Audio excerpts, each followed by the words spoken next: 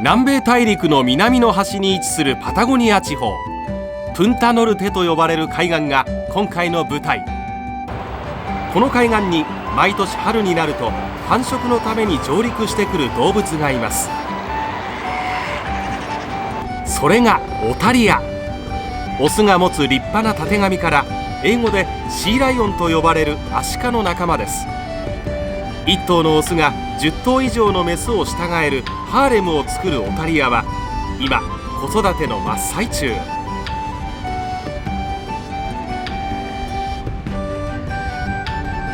南半球の春11月頃に生まれた生後 1,2 ヶ月の赤ちゃんがコロニーのあちこちで元気な姿を見せていました。お母さんにおっぱいをもらってすくすくと育つオタリアの赤ちゃん。ところがそんな赤ちゃんたちを狙う不気味な影が海のハンターシャチです。オタリアのコロニーめがけ強引に上陸。襲いかかるシャチ。赤ちゃんたちの運命は。地球をぐるりと回ってちょうど日本の裏側にあたる南米アルゼンチンのパタゴニア、その北寄りに位置する貴重な野生動物の宝庫バルデス半島へと取材班はやってきました。早速出迎えてくれたのはマゼランペンギン。地面に穴を掘り、その中で子供を産み育てます。その隣に佇んでいるのがラクダの仲間グアナコ。体長5メートルという巨体の持ち主で、象のような鼻を持つミナミゾウアザラシ。その名の通り海の象といった感じの珍しい動物です。ちょうど毛の生え変わる寒毛の季節を迎えていました。彼らが陸に上がるのはこの寒毛と子育ての時期だけ。それ以外は広い海で生活しています。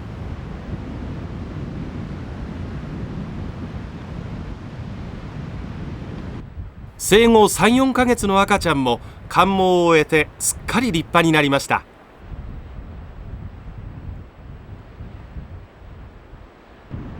海で泳ぎ回った後、ゾウアザラシたちは浜辺に上がって砂浴びをします。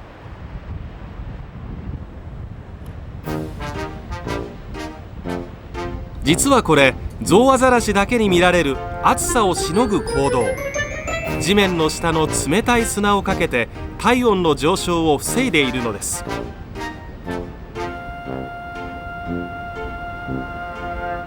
実に気持ちよさそうです。さて、ここバルデス半島の北の岬プンタノルテは3000頭以上のオタリアが住む世界一の大繁殖地。今見えているのは200頭くらいの巨大なコロニーです。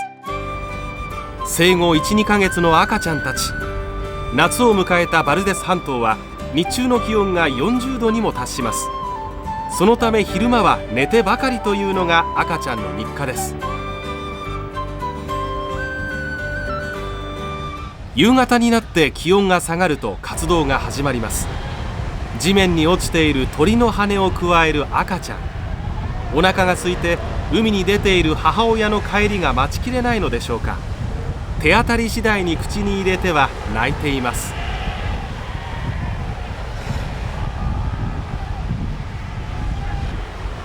そうこうしているうちにやっと帰ってきたようです。お腹いっぱいに餌を食べてきた母親たちは上陸するとすぐに鳴き声を上げて我が子を呼びます。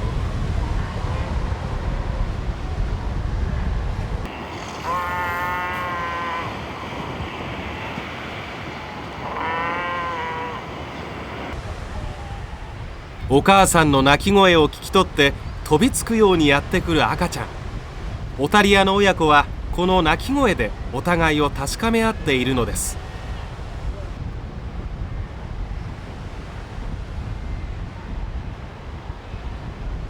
ようやく待ちに待った食事の時間。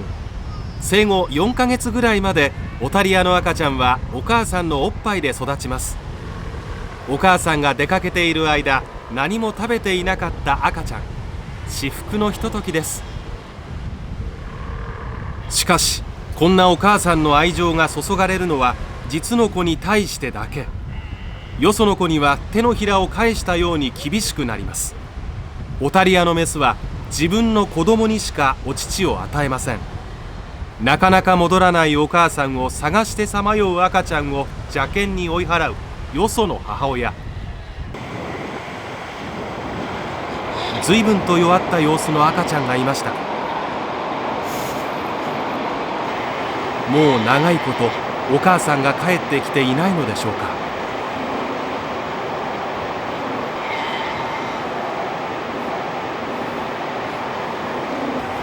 そこに一頭の若いオスがやってきました。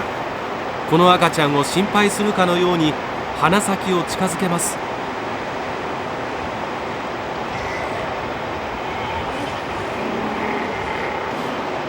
しかし残念ながら彼にはどうしてあげることもできません。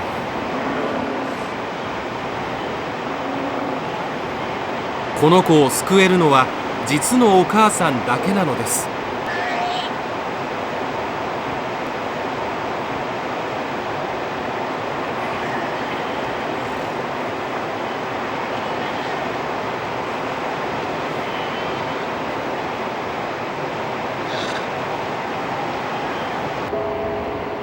そして翌日、その小さな体はもうすでに冷たくなっていました。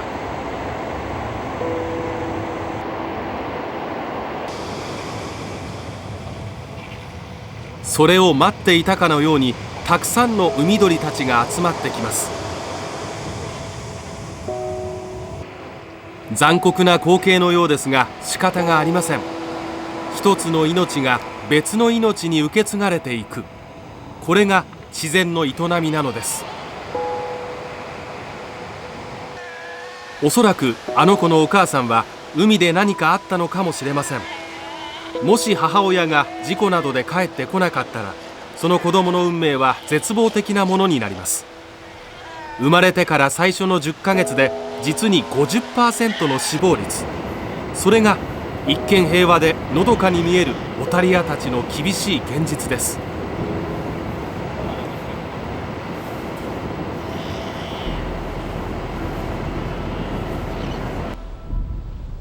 赤ちゃんたちを襲う危険はそれだけではありません。ハーレムの周りには隙を見てメスと交尾しようとする若いオスがいます。そのためハーレムの持ち主であるオスは若いオスが近づくたびに追い払おうとします。こんなオス同士の争いが思わぬ事件を引き起こすことがあります。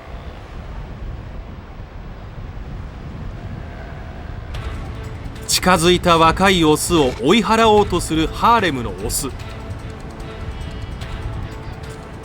その時勢い余って足元にいた赤ちゃんを踏みつぶしてしまうのです。体重300キロにもなるオスにのしかかられては赤ちゃんたちはひとたまりもありません。生存率 50% にはそんなアクシデントも含まれているのです。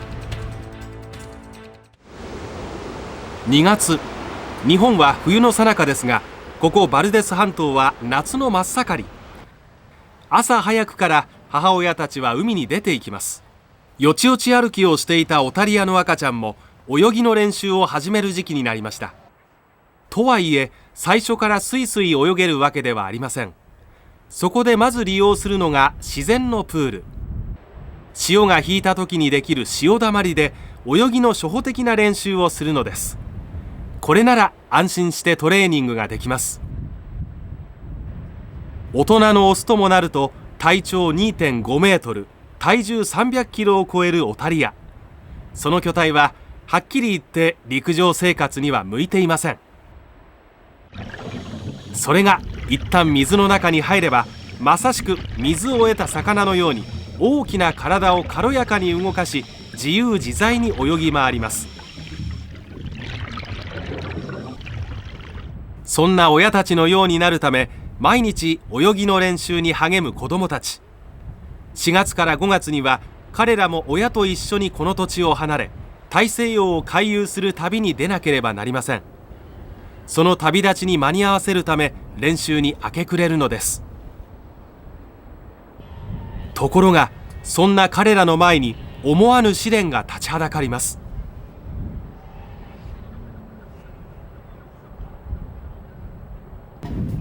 波間を漂う黒い影、シャチです。体長9メートル、体重8トン、ヒレの高さ 1.5 メートルにも達する巨大な海のハンターです。そのシャチと一緒にゾウアザラシが泳いでいる珍しいシーンをカメラが捉えました。最初はまるで一緒に遊んでいるかのように見えたのですが、